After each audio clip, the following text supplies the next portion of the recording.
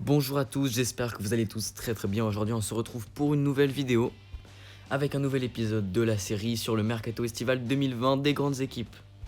Et aujourd'hui on va s'attaquer à un club qui a fait des folies sur les mercatos ces dernières années, le Paris Saint-Germain. Avant de commencer, n'hésitez pas à vous abonner et à liker la vidéo. Je vous propose également de me laisser un commentaire pour me proposer un club pour un futur épisode. Et vous serez ensuite cité dans la vidéo. Pour cet épisode sur le PSG, je remercie Cummings Emmanuel qui me l'a proposé. Assez parlé, on va commencer cet épisode avec le premier cas dont je peux parler, c'est celui de Mauro Icardi, prêté par l'Inter de Milan au Paris Saint-Germain cette saison. Après une plutôt bonne année au Paris Saint-Germain où il a été en concurrence avec Edinson Cavani, les dirigeants parisiens, selon plusieurs sources, ne souhaiteraient pas lever l'option d'achat pour le conserver. Mais selon d'autres rumeurs, le Paris Saint-Germain ne souhaiterait pas le conserver, mais serait prêt à lever l'option d'achat afin de le revendre cet été. Et pour le moment, c'est la Juve qui se serait positionnée sur le dossier afin de recruter l'Argentin. On passe désormais à celui avec qui il a été en concurrence cette saison, Edinson Cavani. En effet, le meilleur buteur de l'histoire du club parisien pourrait bien faire ses valises dès cet été. Au fil de la saison, à cause donc de l'arrivée en prêt de Mauro Icardi, l'Uruguayen a perdu peu à peu sa place de titulaire.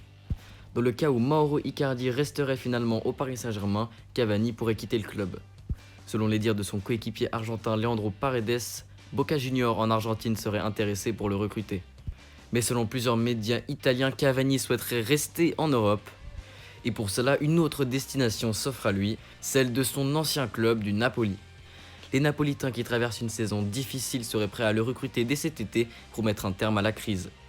Cavani, lui, ne serait pas contre un retour en Italie, mais les dirigeants de Naples devront payer un prix suffisamment élevé pour que les dirigeants parisiens le laissent partir.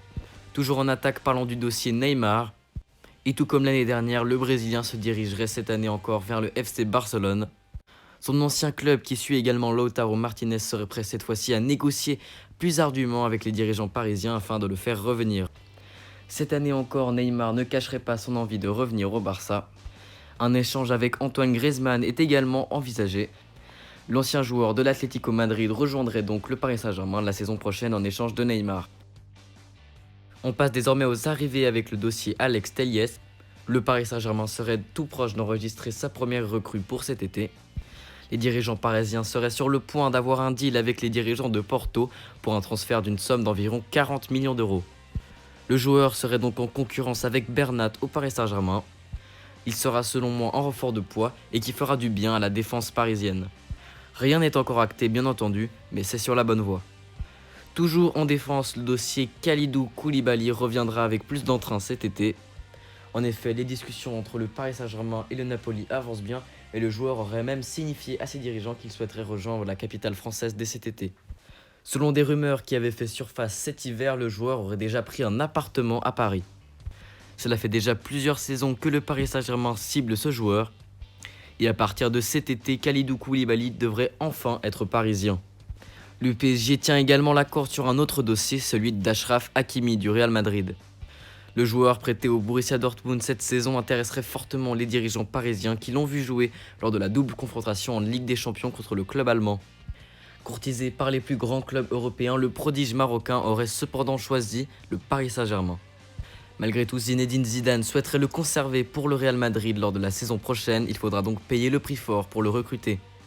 Mais bien entendu, le prix ne devrait pas être un problème pour les Qataris parisiens. Un autre dossier qui s'annonce ardu, celui de Sergei Milenkovic-Savic de la Lazio.